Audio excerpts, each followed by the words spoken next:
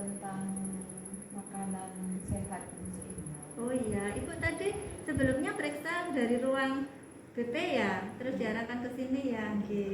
Ya kenapa Bu makannya Bu? Kenapa? Soalnya saya masih belum paham seberapa porsi nasi, seberapa porsi sayuran. Kadang saya makan itu tanpa sayuran, hanya Gitu. nasi sama lauk saja. Oh gitu ya. Ibu jadi benar kalau jenengan disuruh ke ruang gizi di sini untuk kami berikan konseling tentang gizi seimbang ya. Jadi tadi sudah nyampaikan bahwasanya kalau makan ibu hanya makan nasi tanpa sayur ya, buah juga tidak suka ya. Jadi gini Bu, jadi makanan seimbang itu yang harus dikonsumsi oleh ibu itu ada semuanya ya. Kalau dikatakan lengkap seimbang itu ada makanan pokok, ada sayur, ada buah dan lauk pauknya tuh ya. Jadi ibu nanti saya jelaskan seberapa banyak butuhnya yang harus ibu konsumsi setiap harinya. Ibu setiap hari makannya berapa kali? Sehari saya 2 kali. 2 kali. Ya sudah cukup 2 kali itu Bu. Menurut saya cukup Ya. tahu kalau ini. Iya, Ibu. Jadi saya jelaskan.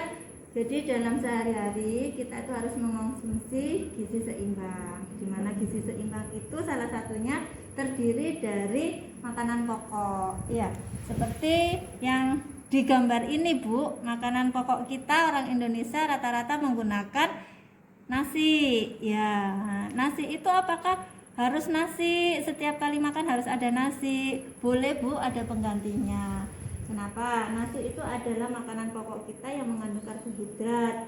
Tidak hanya nasi, tapi penggantinya ada beras merah. Ya, ini beras. Ada singkong, mie, ubi jalar. Ya, kemudian ada jagung, ada kentang dan lain sebagainya.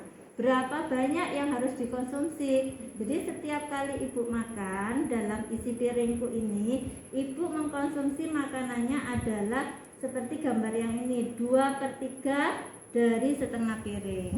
Berapa itu? Yaitu 3 centong nasi. Nah, besarnya kalau setiap kali makan itu kalau mengkonsumsi nasi bisa menggunakan 3 centong nasi. Kalau misalnya ibu mengganti nasi dengan kentang, maka kentang yang bisa dimakan dalam sekali makan yaitu 3 buah sedang. Kentang itu Bu bisa direbus, bisa dikonsumsi. Bagaimana dengan pengganti yang lain? Boleh disesuaikan dengan selera ibu. Ada bisa diganti dengan mie, bisa diganti dengan singkong. Jadi ini yang harus ada pada Makan menu seimbang ya, ini nasi. Terus kemudian yang kedua, ibu juga tidak harus mengkonsumsi nasi saja, tapi ada sayur mayurnya ya. Sayur mayur ini boleh bermacam-macam sesuai selera. Jadi di sini ada terong, ada ketimun, ada selada air, ada wortel, ada kubis, kol ya. Semuanya ini adalah sayur mayuran yang harus dikonsumsi dalam sekali makan. Berapa banyak yang harus kita konsumsi? Yaitu sebesar 150 gram. 150 gram ini sama halnya dengan kita mengkonsumsi sayuran sebesar mangkok sedang. Ya, misalnya ibu hari ini masak bayam, jadi berapa yang dibutuhkan sekali makan? Ibu bisa setelah memasaknya mengkonsumsinya dengan 1 mangkok sedang. Ya, ini Bu ya. Jadi kalau gambarannya ditaruh di piring, dia 2/3 dari setengah piring. Ini bagian dari sayur yang harus dimakan. Kemudian selanjutnya ada lauk pauk. Lauk pauk di sini ada hewani, ada nabati. Ya, tidak harus makan yang nabati saja. Nabati di sini ada tahu, ada tempe, ada kacang-kacangan. Tapi ibu juga harus mengkonsumsi protein hewani. Di sini ada ikan, ada ayam, ada telur. Ya, usahakan dalam mengkonsumsi setiap hari ada protein hewani ataupun protein nabati secara bergantian. Berapa porsinya? Porsinya ini Bu, kalau di dalam piring 1/3 dari setengah piring. Ya.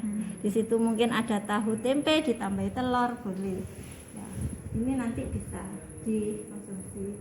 Dan yang terakhir nggak kalah pentingnya Bu, tidak hanya makan nasi, sayur dan buah, nasi, sayur dan lauk, tetapi buah juga penting dikonsumsi karena buah ini adalah sumber vitamin. Di sana ada vitamin A, B, C, ya semuanya ini dikonsumsi juga Bu ya.